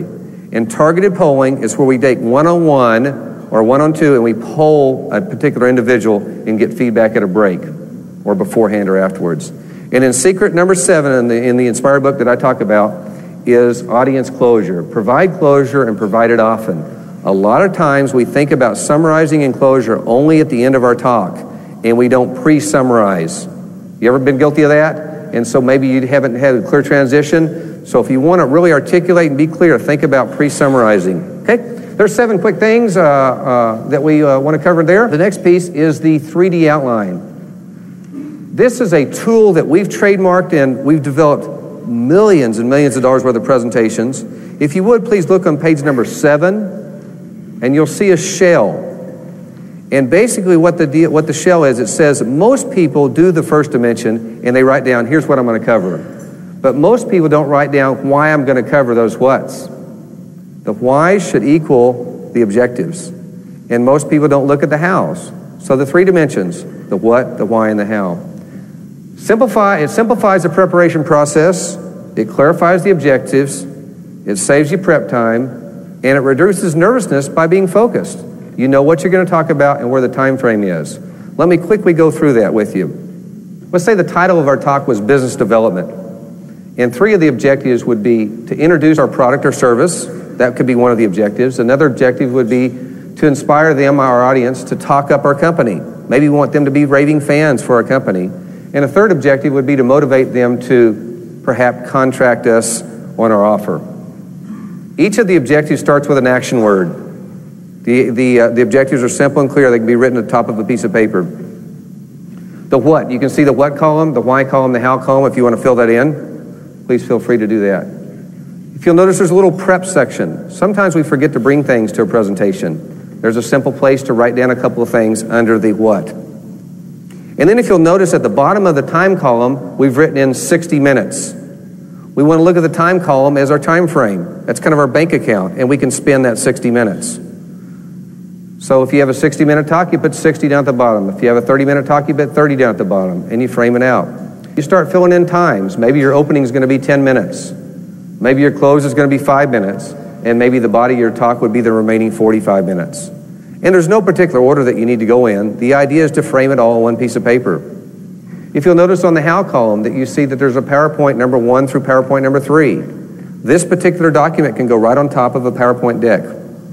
If you don't use PowerPoint, you can use an HO, a handout. You can use a video, a skit, a variety of different ways to do the how. If you'll turn over a couple more pages, you'll notice that what I've done is prepared for you a sample of a 3D outline that I use on a 4-hour talk. And you'll notice how in the how column that I have a video on item number 3 to kind of vary the delivery. And you can see how you can take this concept, draw it out, and put it on a Word document. How many of you think it would really save you some time if you had some agendas from past meetings or presentations that you've had already on your computer and you could just pop them up? Would that be kind of cool? Think about the power of that. If you have recurring meetings, having an arsenal. Matter of fact, write that down on page number 5, is to create an arsenal. There's 3 different kinds of arsenals that I'd like to Please visit our website and purchase your license today. Physical today. arsenal of things that you can read or show or make copies of to present. Another arsenal is an electronic arsenal. And that could be, again, saving particular emails you might want to read or use, or outlines like the 3D outline. And then the mental arsenal, which includes stories and examples and success stories. So those are 3 good things to have as you're thinking about really building your arsenal to be a better presenter. Okay, back to the 3D outline. If you'll turn over to the inside back cover, please, one more time. You'll notice that there's 10 steps that summarize some of the things we touched on today. If you'll notice a little funneling process on the inside back cover, everybody see that? And you'll notice that what we just covered was item number 7. And there's a simple process in the books that you were given. It gives a little bit more in detail. And I encourage you to consider using the 3D outline to frame out your presentation. How many of you think you might try using that? Hands up. You think it might save you some time? From the presentations I've been giving over the last 5 years specifically, when I talk about this particular subject, the 3D outline, that's the piece that most people say, wow, that's a process that I can use, simple, draw it out, and it helps me frame it. No particular order, frame it down, and it really helps you get a good feel. Are you ready to move into the summary? What did we cover? We covered the common types of presentations. Hopefully you're walking away today thinking that truly life is a series of presentations, that we make presentations all the time. Hopefully from the quiz you picked up a few items, and I would encourage you to read back through that quiz and be familiar with some of the items in the quiz. Now in the quiz, did we give away some prizes? Should we give away some more prizes? Who needs some more prizes? More prizes? Who needs a book? We've got to stop meeting like this. Great, you hold meetings here. Who needs Nervous to Natural? Do you need that one? Yeah. And who needs a good sense guide to happiness? Keep people happy. Fantastic, great. We want to make sure, again, keep the audience involved, keep them winning. How about the 7 foundational secrets? 7 simple things that we can use, right? Think about those simple things. The things that I've shared with you this morning are not miraculous. They're things that we can all use. Would you agree? Simple stuff to make us more powerful, make us more persuasive, get people to buy in. The CPA model, we talked about content. What's the C? Content. Thank you. What's the P? And the A? So we want to think about all 3 of those, right? Who needs some more money? You already got enough, hadn't you got, Carlos? Carlos selling drugs, right? Have you got money yet? The guys in the back are like, would you come on back here, right? Fantastic. When you see me today, see if I can give you some money throughout. All right, let's move into it. Well, keep on going, right? Keep on going, all right. From a timing perspective, guys, I need to wrap up in about 3 minutes. If you would, please, look at your notes, and I'd like to ask you to circle 3 of the best ideas that you picked up from our 45 minutes that applies to you. Please circle or put a little star. 3 things that you might use, 3 of the best things that apply to you personally, simple things that you could use to make your presentations more impactful. Please, if you would, circle 3 or 4 things. Then if you would, 2 minutes at your table. Share the best ideas with the people at your table for 2 minutes.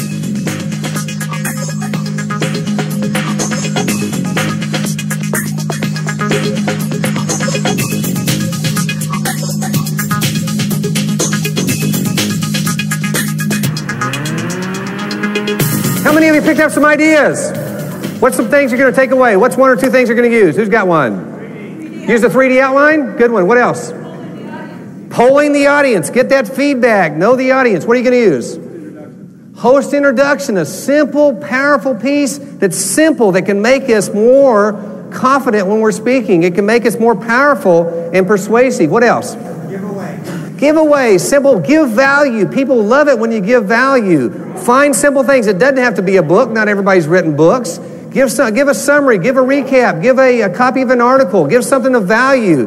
Matter of fact, sometimes people prefer to have the summary than the whole book, right? Right? I mean, I got summaries on all my stuff, and if you like that, you need to go to my website. By the way, write that down if you would. Mr. Presentation or just put Mr. Presentation, www.mrpresentation.com. It's that simple.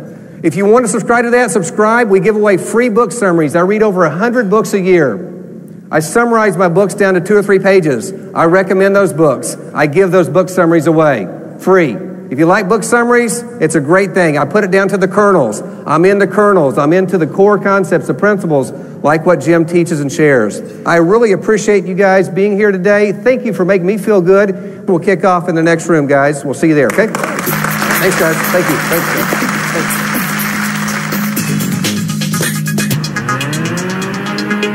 Everybody doing good today? Can we start off the morning with a little energy with all of us in here? How about this? Do this for me if you would. What I'd like to do is go through a little energy booster this morning. Something kind of simple, if you would work with me. I'd like you to look to the people right around you for a moment. See the people right around you? At the count of 3, if you would, I'm going to ask you to stand up. And at the count of 3, would you just simply shake the people's hands that are right around you without moving? Just stand up, kind of just rotate around. And I'd like you to shake their hands without smiling or talking. We're going to do 4 different things. See if you can do it. 1, 2, 3, stand up, shake the people's hands. No talking, no smiling. See if you can do it. Shake about 5 people's hands if you would. No smiling now, no talking. No talking. All the way from Florida, front row.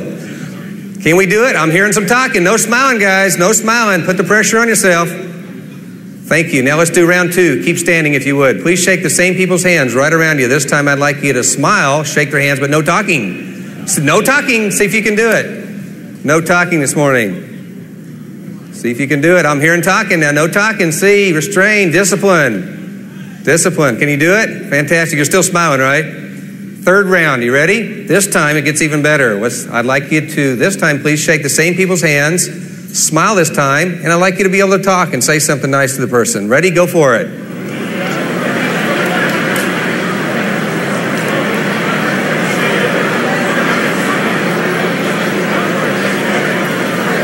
Okay, last round.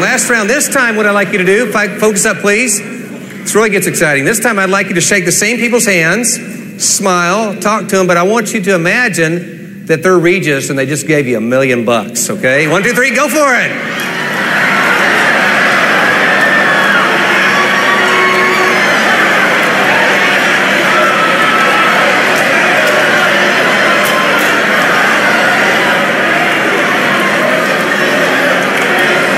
Okay, go ahead and be seated if you would. Great, thank you. Go ahead and be seated. Thank you very much. Thanks for the involvement. Do we have some energy today? Fantastic. Thank you again for being back. Hey, let me ask you, was yesterday a great experience? Hey, let me tell you what, you haven't seen nothing yet. Jim's going to come on. He's going to recap the whole day. It's going to be fantastic. Now, this morning, we've got a series of speakers, if you'll remember, and I'm about to bring up the first one to really kind of get us going this morning. I'd like to bring up a friend of mine, a gentleman that many of you, I'm sure, know, a gentleman by the name of Bob Berg. His topic is how to cultivate a network of endless referrals and how it's a vital part of our success. Bob has spoken for corporations and associations internationally, including Fortune 500 companies, major associations, franchises, and a numerous amounts of network marketing associations. He has also been featured on the National Rally Circuit, sharing the platform with a lot of great people like Zig and Tracy and Whately and Larry King and Willard Scott and Paul Harvey and even the U.S. President Gerald Ford. His book, Endless Referrals, has sold over 100,000 copies. Now his second book, called Winning Without Intimidations, has just eclipsed the 100,000 sales mark as well. This guy's a great guy. Please help me welcome Mr. Bob Berg.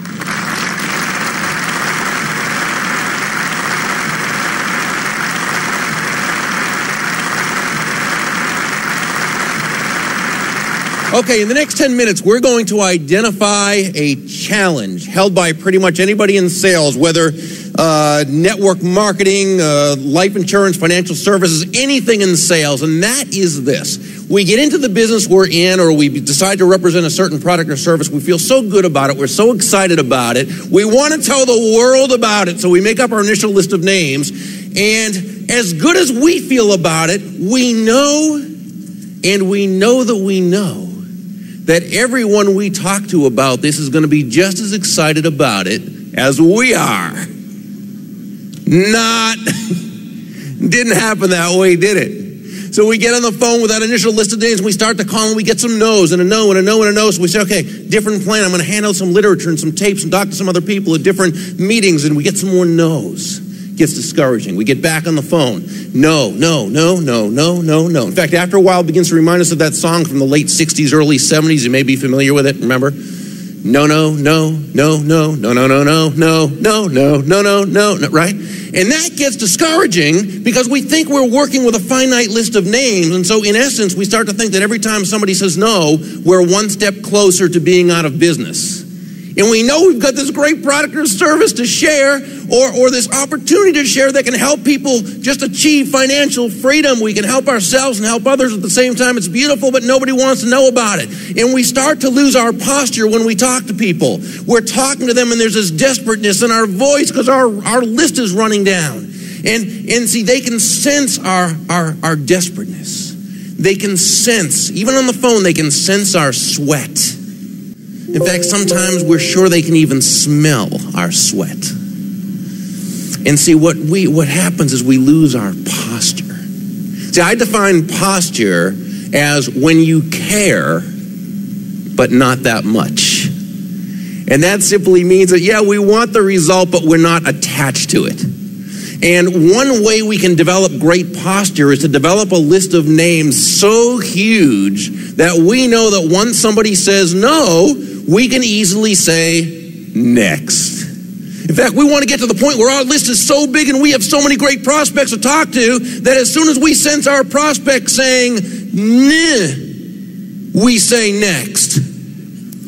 And by and large, we want to get to the point where we never again have to ask ourselves that question, who do I talk to next, now that my original list of names has run out? And we're going to develop and cultivate a network of endless referrals or prospects, and we're going to do that through the concept of business networking. Now, see, networking itself, regardless of the type of sales we're using it for, has a preconceived notion attached to it. Because I think if you ask most people, what do you think of networking? They're going to give you the stereotypical sales guy type, right? You know, the fast-walking, slick-talking guy who kind of grabs hands and shakes hands and slaps hands and backhands and sticks a business card into the face of everybody they meet and says things like, hey, give me a call, I'll cut you a deal. Or, if you or somebody you know needs to buy a witch-a-moozy, feel free to call any place, any day, any time, any way, anyhow. And while we're at it, let's do lunch. Again, that's not networking, that's hard selling. And none of us in this room are about that, I guarantee you. I define networking as simply the cultivating of mutually beneficial give and take. Win-win relationships. When we do this with a genuine caring about the other person, their wants, their needs, their desires, but when following a specific system, we can absolutely turbocharge our names list, which is really the true inventory of our business, the list of quality and quantity names that we can talk to anytime we want. Now, will they get in? Will they buy? I don't know. But we never run out of people to talk to, and that's the key. Now, there's a golden rule that comes along with networking. I did not make this up. I didn't make up anything that I talk about, especially if it's good. You can be assured I did not make it up, okay? I learned it from others. I am fairly certain, in fact, I'm very certain, that I have never had an original thought in my life. But I learn from a lot of people, such as the heroes of mine who are here today, the Jim Rohns, the Zig Ziglars, the Charlie Jones, the Jeff Gittimers, the Jan Roos, and I hope I didn't even leave anybody out, because the list of people you have here this weekend are the people I've been studying for years and who I've learned so much. Now, the golden rule of networking is simply this. All things being equal, people will do business with and refer business to those people they know, like, and trust. That's it. That's what it's all about. And our goal is to develop new relationships with people on an everyday basis and develop those relationships to the point those people feel so good about us. They know us, they like us, they trust us, they want to see us succeed. They want to help us find new business. They want to be hopefully a part of our business if that's apropos, but they definitely want to be a part of our lives, which means they will go out of their way to help us succeed through referrals.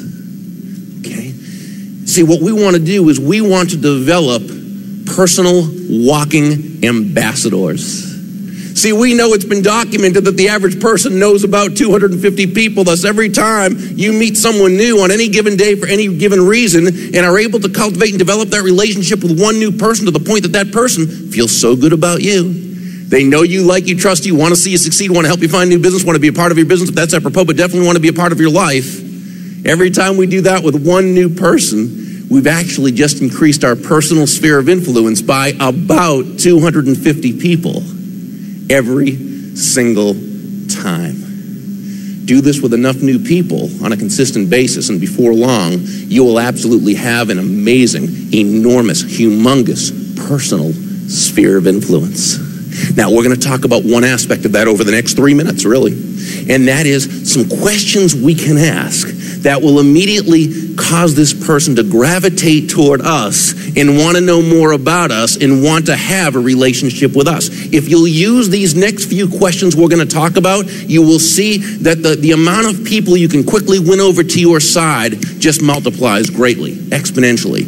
Now, when we're in a conversation with somebody, and throughout my endless referral system, I talk about how to do basically three things: how to find the right people, how to meet the right people, and how to win them over. We're just going to talk about one 3-minute aspect, and that's asking some opening questions with someone once you get to a point that you've met them. And this could be anywhere, whether it's one-on-one, in a group, what have you. See, what we know we want to do is invest 99.9% of the conversation with that person, asking that person questions about themselves and their business. We all know that, right? Because the people we find most interesting are the people who seem most interested in us. How many times have you been in a conversation with somebody who let you do all the talking? You came away from that conversation saying to yourself, wow, what a fascinating conversationalist that person is. And see, we've all done that. So I like to ask questions I call feel-good questions. Feel-good questions are simply questions which are designed to make that person feel good about themselves, about the conversation, and most importantly, about you. Now, I have 10 of these questions in my arsenal. The good news is you'll never have time to ask all 10, so you don't have to worry about that. In fact, it would be almost intrusive to that person if you did. But you'll usually have time to ask 2 or 3. Now, for those who'd like the questions, all 10 of them, I have a bookmark back there for you. It's free. Just go back there and take one. There's a blue bookmark with a motivational saying I like on one side, and the 10 questions on the other side. It's blue. And there's a red one back there for Bob's 10 positive persuasion reminders from my program, Winning Without Intimidation. You can take one of each. Just take one. But there's only about 400 left. So just take one if you don't mind, but you're welcome to make as many copies as you like. You totally have my okay with that, and pass them out to those whoever you'd like. Okay, first question, first feel-good question is, Dave, how did you get started in the widget business, whatever that person does? Dave, how did you get started in the real estate business? Or Mary, how did you get started in the oil exploration business? Or Steve, how did you get started as a professional printing representative? I call that the movie of the week question, because doesn't everybody want to tell their story? Doesn't everybody want to be the movie of the week in somebody else's mind and have you focus all your attention on them? And so somebody in this audience might be saying, well, Bob, that's not me. I don't like to be the focal point of anybody's attention. I don't like to talk about myself. And my response to you would be, I know that's true with you, but everybody else in the world wants to talk about themselves. So just go with it. Go with that principle. Second question I'll usually ask is, what do you enjoy most about what you do? Now, see, that's a feel-good question. It's a feel-good question that elicits a feel-good response. See, we're taught to immediately find that person's pain so we can cure that pain with our terrific product or service or opportunity. But see, the rapport hasn't yet been established enough. They're not ready to tell you all about their life's mistakes. So let's, instead of finding their pain, let's find their joy. What do you enjoy most about what you do? It's quite the opposite from a negative feel-bad question, isn't it? Like saying to the person, tell me, what do you just hate most about what you do? And while we're at it, how about this wretched excuse for a life you live? Not gonna have the results we want. So we ask, what do you enjoy most about what you do? Now, after we've asked a couple of these questions, we've developed kind of a rapport, and the person feels good about us. Now we're going to ask what I call the one key question. Now, this is not even one of the 10 feel-good questions. This is a question that's only asked after you've gotten the initial rapport established. And here's what I call the one key question that will set you apart from everyone else, and that's this. Gary or Susan, how can I know if somebody I'm talking to would be a good prospect for you? Marion, that's really fascinating what you do. How can I know if somebody I'm talking to would be a good prospect for you? Dave, how can I know if somebody I'm talking to would be a good prospect for you? What have we done when asking that question? We've done, I think, 2 things. One is we've said to this person, I'm interested in you first. We're being you-oriented instead of, as most people are, I-oriented. And they really want to know, what can you do for me? Now, they may not come right out and say that, but isn't that really what they're implying when they hand the person, 10 business cards and say, hey, keep one for yourself, give 9 to your closest friends? But we're not doing that. We're taking interest in them. Okay? The other thing we're doing is we're giving that person a chance to help us to help them very quickly as we end. Here's what I mean. We're talking with Gary. Gary's a center of influence, a great guy, and somebody we'd love to have either in our network or as a prospect or his 250-person sphere of influence, what have you. Gary sells copying machines, those big copying machines to businesses. And we say to Gary, Gary, I don't know much about this particular product. I'm sure it's really good. Tell me, how can I know if somebody I'm talking to would be a good prospect for you? Now, Gary has to think about it for a moment because he has probably never been asked that question before, okay? I mean, people who love Gary have probably never asked Gary that question before, okay? Because people don't care. But we care. We're saying, Gary, how can I know if somebody I'm talking to would be a good prospect for you? So he has to think about it for a moment. But finally he says, well, I'll tell you what. If you ever happen to be walking in an office and you notice a copying machine, And next to that copying machine is a waste paper basket, which is filled to the rim and totally overflowing with crumpled up pieces of paper.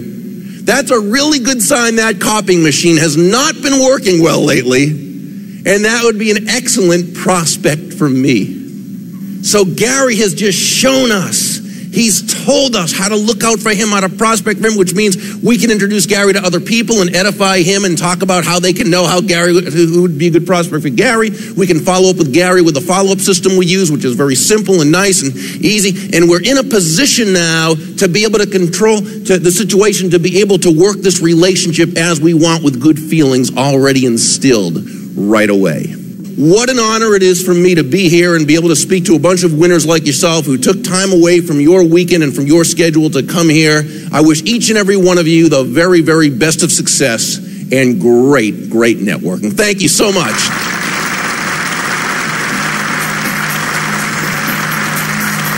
You've reached the end of this disc.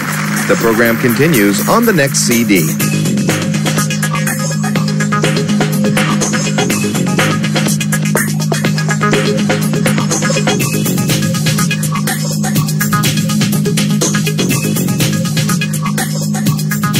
This program is brought to you by Manage Life and Associates. For seminar and conferences, contact us at 078-796-0569, 078-796-0569, or visit us at www.managelife.com.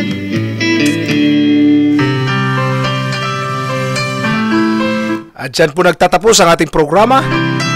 Sa gabi pong ito, kami po ay nagpapasalamat po sa araw na ito kung kayo may nakikinig sa araw. Salamat po sa patuloy niyong pagsuporta sa Manage Life Academy. Today, magtatapos na po tayo at magpapaalam na.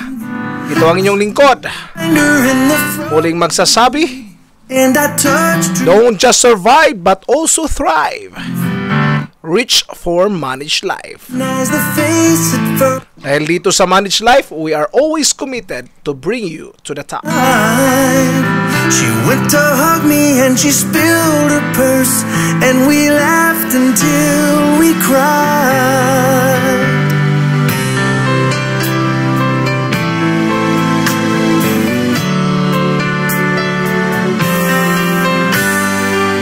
We took her groceries to the checkout stand.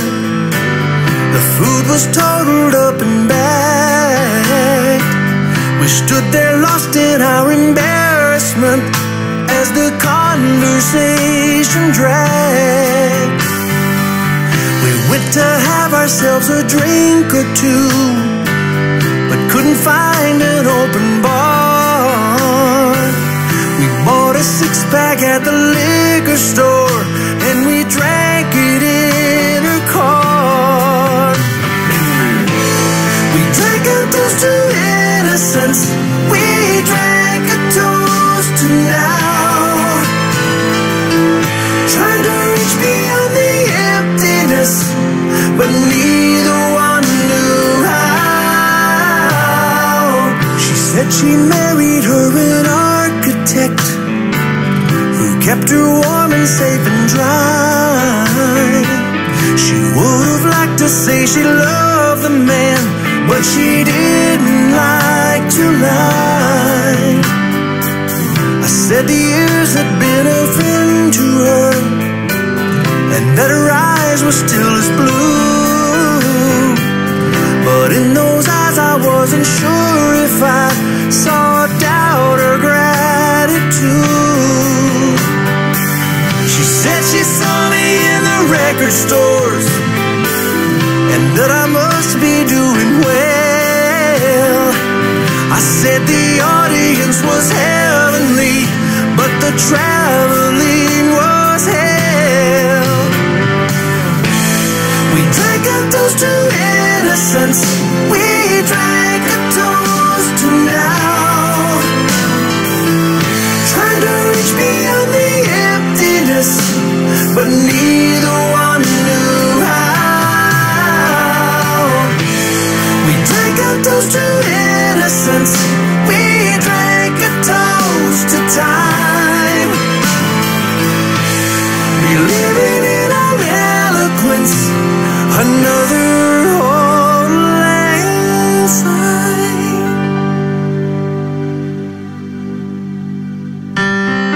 The beer was empty and our tongues were tired and running out of things to say. She gave a kiss to me as I got out, and I watched her drive away.